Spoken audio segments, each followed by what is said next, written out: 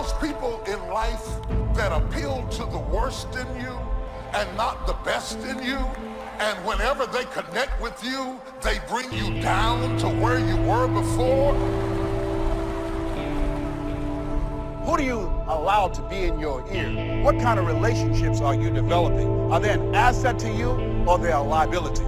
Do they elevate your spirits, or do they tear you down? We get two types of people: nourishing people and toxic people. Nourishing people, they bring the best out of you. They encourage you, they inspire you, they hold you accountable. Toxic people, they're critical people, always telling you what you can't do.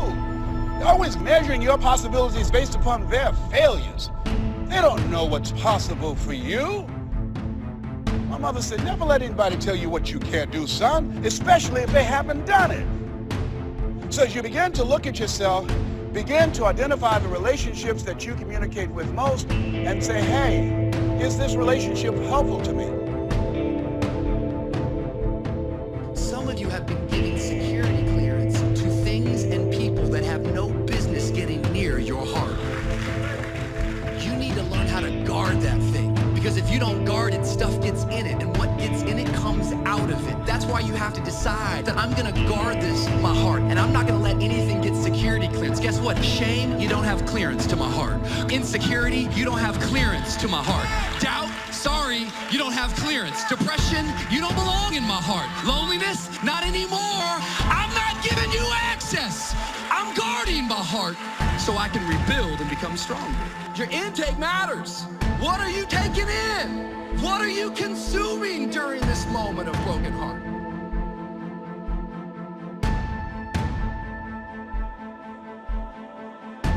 You need to learn to think, because thinking makes you act effectively in the world. Thinking makes you win the battles you undertake, and those could be battles for good things. If you can think and speak and write, you are absolutely deadly. Nothing can get in your way.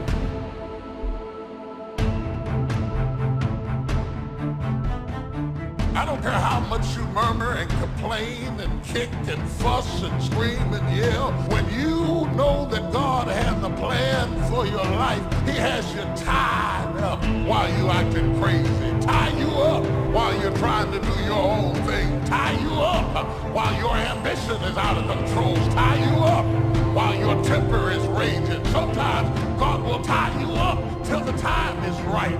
Nothing will work. Your money won't work. Your career won't work. The boyfriend will leave. The house will sell. Because when God has you tied up, He's not going to let you get away. Is there anybody in here that's ever been tied up? When I look at how my friends got loose, I thank Him for tying me up. I wasn't happy about it then, but I'm glad about it now. Feelings will lead us astray. Feelings can get us into trouble. And throughout life, you're going to have plenty of opportunities to lose your temper and say things you regret. You're going to get up some mornings and feel like being depressed, feel like being impatient, feel like getting upset. See, the feelings are always going to be there. But we've got to learn how to follow wisdom and do what we know is right and not just follow our feelings around. I heard somebody say, I can feel my emotions rising, but I made a decision not to get on board. Just because you can feel those emotions doesn't mean you have to get on board. And to be disciplined means to do the right thing when you feel like doing the wrong thing. When you feel like saying something that you know you shouldn't say, no, don't get on board. If things aren't going your way and you kind of feel like being discouraged, no, you've got to learn to discipline the negative feelings and keep a good attitude anyway. When somebody offends you and you feel like holding a grudge, no, discipline that emotion and learn to forgive them anyway. Trying to handle heartbreak, it's so important that we understand there has to be output to our life. Listen to me, if you're broken, don't take a break. Don't let the person who didn't love you stop you from meeting the person who will love you. See, what the enemy wants to do is the enemy wants to isolate you. And the enemy wants you to find some valley, and he wants you to camp out in that valley and say, nobody understands me, and nobody knows how bad my heart is broken, and nobody gets me, and because nobody gets me, I'm gonna go and do this thing all on my own. But I have come to remind you that that is a lie from the pit of hell. That is simply a reaction. And if you're ever gonna rebuild, it's gonna require to share with one another and walk through it together. I'm going to make it. It's possible. Your dream is possible. Say that to yourself every day. Feed your mind with words that you write and words that you speak to yourself. Feed your faith, and your doubts will starve to death. It's possible. It's possible. Even when you have no evidence to point to, say to yourself, it's possible. There's nothing as powerful as a made-up mind. It's a struggle sometimes to do that, especially when you have people around you telling you that it's not possible. And they're constantly pointing out your failures of the past, constantly reminding you of all of the things that you don't have going for you. Pain of discipline weighs ounces, but the pain of regret weighs tons. And if we live a lazy, undisciplined life, and we just give in to our feelings, and we act on these emotional impulses, we're going to make very poor choices that we regret later on. We would be much better off to just discipline ourselves right now so that later on we don't have to carry that heavy load of regret. I mean, how many times have we acted on our emotions and said something that we know we shouldn't say, and later on it ends up hurting us in that relationship? How many people today act on their emotions and they get involved in a relationship outside of their marriage, and later on it ends up tearing the whole family apart? Friends, the pain of discipline is minuscule compared to the pain of regret. How many marriages have ended because of social media? Your grandparents that's been married for 30, 40, 50 years did not have social media to contribute to the dysfunction of their marriage. We are growing up in a technology age where communicating and social networking has went to a whole nother stratosphere. So technically, it's became even more challenging to be in a functioning, healthy marriage or relationship. How easy is it to get up in the morning when you know you're not doing all that it takes? It's not very easy at all. You can just lay there awake thinking, oh, what's a few more minutes in bed? It won't matter much anyway. Wrong. It does matter. It will matter. Now, how easy is it to get up in the morning when you're pouring it on, doing the best you can, anxious to get going, make progress toward your dreams? It's a whole different story. When you're resting to renew your reserves, it's much different than resting to avoid your day. When you're psyched up and excited for your life, when you're excited for what you've planned to accomplish for the day, it's amazing. You'll wake up before the alarm clock even tries to startle you awake. Your successes fuel your ambition. Your successes give you extra energy. Your successes pave the way for more successes. It's the snowball effect. With one success, you're excited to meet another, and another, and another. And pretty soon, the disciplines that were so difficult in the beginning, the disciplines that got you going, are now part of your philosophy. How do you know when you're successful? Do you have to be a millionaire? No. All we ask of you is that you earn all you possibly can. If you earn $10,000 a year and that's the best you can do, that's enough. God and everything else will see to it that you're okay. The key is to just do the best you can. If it's $10,000 a year, wonderful. If it's $100,000 a year, wonderful. If it's $1 million a year, wonderful. It doesn't matter $10,000 a year or $1 million a year. It doesn't matter as long as you've done the best you possibly can. Earn the most you possibly can. Be the most you possibly can. And here's why. The essence of life is growth. The essence of life is growth, to do the best you can. And here's what's interesting. Humans are the only life form that will do less than they possibly can. Humans are the only life form that will settle for less. Every other life form except human beings strive to its maximum capacity. How tall will a tree grow? Approximately. As tall as it possibly can. You never heard of a tree growing half as high as it could. No, trees don't grow half. trees send their roots down as deep as possible, stretch their limbs up as high as possible, produce every leaf possible and every fruit possible.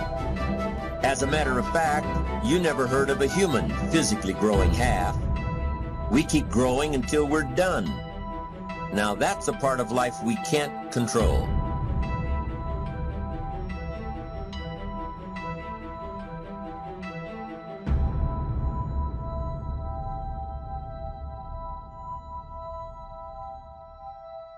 Find out who you're associating with. If those people add something to you, if they give you something in return, or is it all just a give and take, meaning like they just take and then you give? That's a bad relationship, man. Get the negative energy out of life. These people that you're around, they're always complaining and everything else. They're taking part of your soul. You only have so much to give every single day.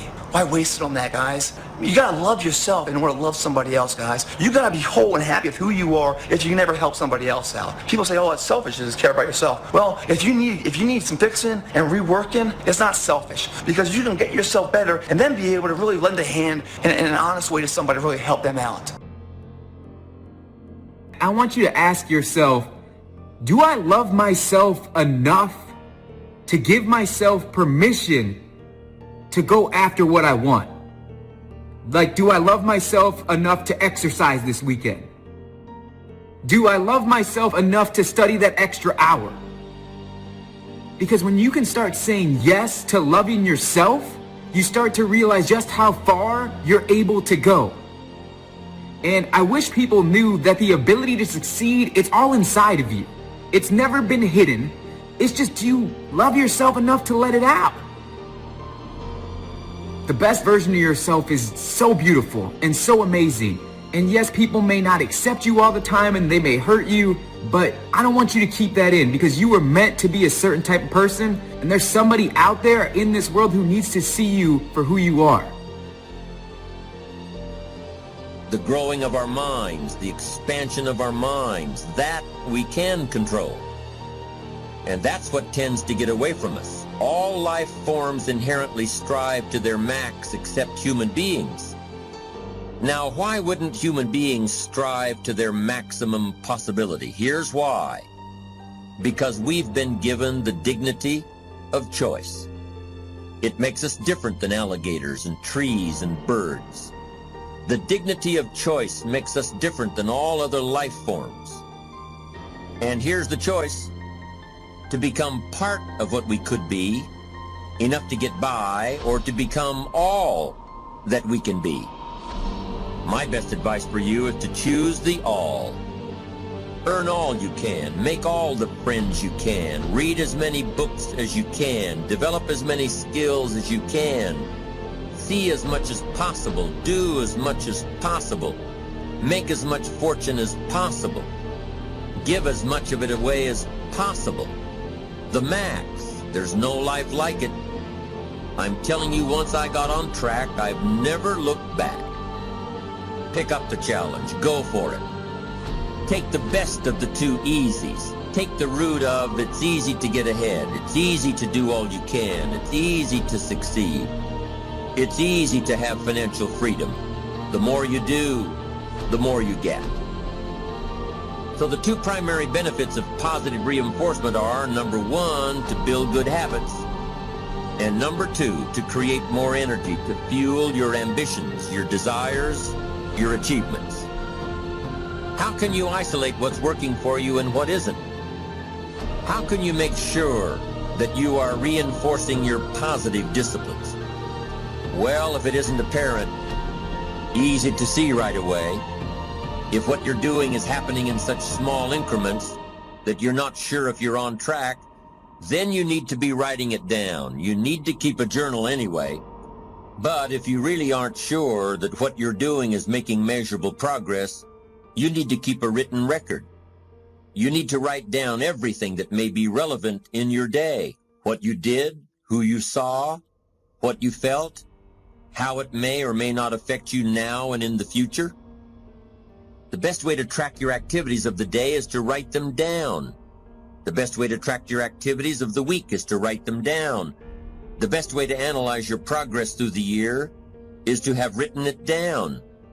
Why? So you can look back on it. Because by keeping a written record of your life, you will be more accountable. By putting into writing the action steps that you have planned, you will easily see what works and what doesn't.